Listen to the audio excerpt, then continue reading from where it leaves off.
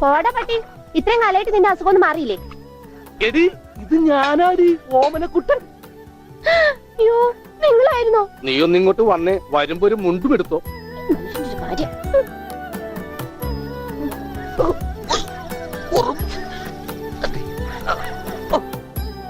ദാ.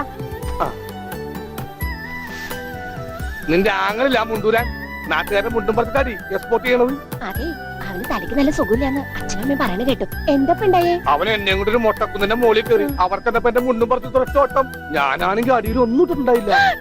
എന്നിട്ട് ഞാൻ തോട്ടിലേക്ക് എടുത്ത് ചാടി, നാണം മറക്കാൻ അരപ്പം വെള്ളത്തിൽ കിടന്ന് ആ തോട്ടിലാണെങ്കിൽ പണ്ടാറ മീനിന്റെ ചെല്ലു. അപ്പോഴേ ഒരാൾ തോട്ടെറിഞ്ഞ് മീനെ പിടിക്കാൻ വന്നേക്കണു. എന്നിട്ട് തോട്ട പൊട്ടിയ തീർന്നില്ലേ? ആ തോട്ടക്കാരനെ പറഞ്ഞവിടെ ഞാൻ പെട്ട പാട്. എന്തായി കേക്കണേ?